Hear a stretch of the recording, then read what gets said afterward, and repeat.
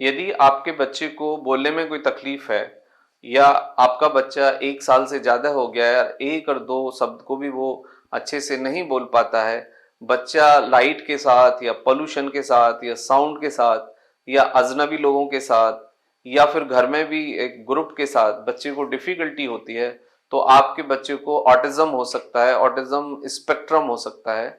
इसको आपको समझना चाहिए और आपको अपने बच्चे के पर थोड़ा सा फोकस करना चाहिए, क्योंकि ये बहुत जरूरी है। और ऑटिज्म वाले बच्चों को यदि टाइम से डायग्नोसिस हो, टाइम से यदि उनको काउंसलिंग मिल जाए, यदि काउंसलिंग के साथ साथ उन्हें एक ट्रेनिंग मिल जाए, तो वो बच्चे इस प्रॉब्लम को बहुत जल्दी कोप अप कर लेते हैं और इससे बच्चे के फिर कॉग्निटिव जो उसका डेवलपमेंट है उस पर बहुत ज्यादा फर्क नहीं पड़ता है।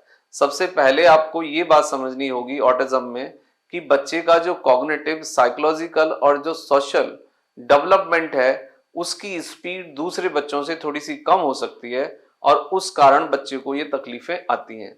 मैं आपका दोस्त डॉक्टर सुनील कुमार और आप देख रहे हैं डॉक्टर कुमार एजुकेशन क्लिनिक।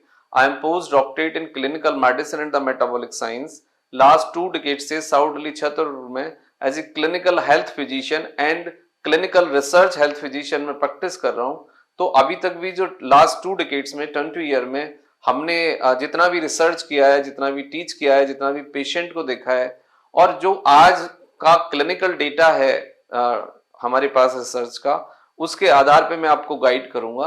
तो ये वीडियो आपके बच्चे के साथ यदि इस तरह का कुछ है तो ये आपके लिए है।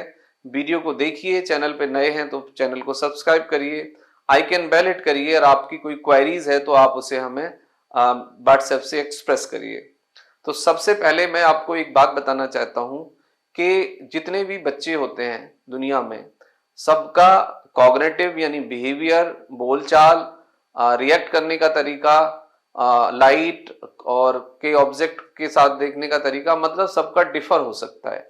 तो हम उसे कोई बीमारी नहीं मान सकते, क्योंकि कॉग्निटिव डेवलपमेंट से मतलब है कि जो हमारा दिमागी विकास है, जो हमारा शारीरिक विकास है, जो हमारा भावनात्मक विकास है, वो सबकी स्पीड डिफर होती है। और दो जो ट्विंस होते हैं यानी दो जुड़वा बच्चे होते हैं, उनमें भी ये वेरिएशंस देखा जाता है। तो बहुत सारे लोग आके क्लिनिक में कहते हैं कि भाई हमारा एक बच्चा है, 2 बच्चे तो बिल्कुल नॉर्मल है, इसको ये तकलीफ कैसे हो गई, या ये इतना जल्दी क्यों नहीं बोलता है। मतलब कई बार देखा है कि बच्चों को यदि दाढ़ दांत 2 साल में ना दिखें तो लोग बहुत परेशान हो जाते हैं। बच्चा यदि प्रॉपरली ना बोले, 1 डेढ़ 2 साल का हो गया, तो लोग बहुत परेशान हो जाते हैं। तो सबकी स्पीड डिफर हो सकती है। कोई बोलता है भाई जीभ मोटी है, कोई बोलता है उसको अंदर कुछ स्टक है, तेंदुआ है, कुछ XYZ लोग करते हैं। तो इन सब का कोई क्लिनिकली कोई बहुत सिग्निफिकेंट नहीं है और इससे कोई फायदा नहीं होता है। बट राइट ट्रेनिंग और राइट न्यूट्रिशन से बहुत फर्क पड़ता है और लगभग बच्चे ठीक भी हो जाते हैं। तो सबसे पहले हम लेंगे कि ये एक नर्वस सिस्टम का पार्ट है, एक नर्वस सिस्टम के डिसऑर्डर के अंदर ही आती हैं और ये कॉग्निटिव जो हेल्थ होती है उससे रिलेटेड होती हैं डायरेक्टली। तो आपके बच्चे को फिजिकल लेवल पे, इमोशनल लेवल पे और सोशल लेवल पे चीजें थोड़ी सी डिफिकल्ट हो सकती हैं उसके लिए दूसरे बच्चों की तुलना में। डिले कॉग्निटिव डेवलपमेंट होगा उसका, मतलब जो उसका ब्रेन है, उसकी जो क्षमता है एक्शन की, रिएक्शंस की, मेमोरी का जो है उसकी, वो दूसरे बच्चों से डिफर हो सकती है। सिम्टम्स में पुअर आई कांटेक्ट करेगा आपका बच्चा और डिस्ट्रैक्ट होगा बहुत जल्दी, बच्चा फोकस नहीं कर पाएगा, स्पेसिफिक इंटरेस्ट जो है वो उसका बहुत क्लियर नहीं रहेगा और रिपीटेड जो वर्ड है वो उसका डिले स्पीच होगा, वो उतना जल्दी नहीं कर पाएगा, दूसरे बच्चे उससे बहुत जल्दी कर देंगे। इंटेंस रिएक्शंस और कुछ स्ट्रक्चरल डिफॉर्मिटीज भी देखी जाती हैं, मतलब जो ब्रेन है उसका जो बनावट होता है दूसरे बच्चों से थोड़ा सा डिफर हो सकता है। अब इसके बाद आता है कि इसके कॉजेज क्या होते हैं। कॉजेज में आपके जेनेटिक कॉजेज हैं, यदि पेरेंट्स ओल्डर हैं या पेरेंट्स के लेवल पे कोई डिसीज है, कोई ब्रेन का कोई डिसऑर्डर है, उसके ट्रीटमेंट पे हैं। ड्रग इंड्यूस प्रेगनेंसी है, मतलब कि आप किसी ना किसी तरह की दवाई यदि प्रेगनेंसी में खा रहे हैं, कोई आपको बीमारी है तो उसका इफेक्ट होगा। इन्वायरमेंटल फैक्टर हैं, प्लस आपका जो वेट है, पेरेंट्स का जो वेट है वो भी बहुत मैटर करता है, कोई मेटाबॉलिक डिसीज तो नहीं है।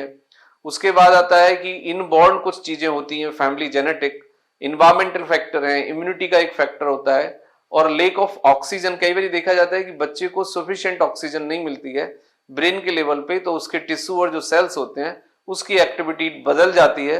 यदि बच्चे को sodium, serum calcium, vitamin D, vitamin B12 और प्रोटीन की डेफिशिएंसी यदि है तो भी इस तरह की चीजें देखी जाएंगी। फिर बच्चे का जो कॉग्निटिव डेवलपमेंट है डायरेक्टली उस पर फर्क पड़ेगा और आपका बच्चा ऑटिज्म स्पेक्ट्रम के अंदर आ सकता है। डायबिटीज यदि पेरेंट्स को है, यदि स्पेशली मदर को, तो उसका भी फर्क पड़ता है, जिससे कि बच्चे का डेवलपमेंट जो है डायरेक्टली प्रभावित होता है। तो बेटर ये है कि शादी टाइम से करें, बच्चे टाइम से पैदा करें। यदि आपको डायबिटीज, ओबेसिटी या मोटापे का इशू है तो बच्चा पैदा करने से पहले आप अपनी हेल्थ को राइट शेप में लाने की कोशिश करें, अपने को राइट शेप में लाने की कोशिश करें, उसके बाद बच्चे के लिए जाएं। और यदि बच्चे में इस तरह के सिम्टम्स हैं तो देखो 5 ईयर से पहले तो कुछ इस तरह का डायग्नोसिस बन नहीं सकता। 5 ईयर से पहले थोड़ी सी ट्रेनिंग हो सकती है, अटेंशन फोकस वाली ट्रेनिंग हो सकती है बच्चे की।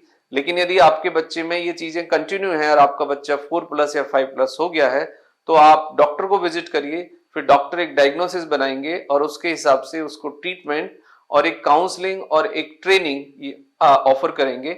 उससे आपके बच्चे में काफी सुधार होते हैं और ज्यादातर बच्चे ठीक हो जाते हैं। तो इस तरह की यदि चीजें आपके बच्चे में है तो आप पेडिट्रिशियन, फिजिशियन या फिर इसके स्पेसिफिक कुछ डॉक्टर्स भी होते हैं जो मेडिकल इंस्टीट्यूट है लाइक एम्स, तो उसमें आप एक बार परामर्श ले सकते हैं। Thank you very much and take care yourself.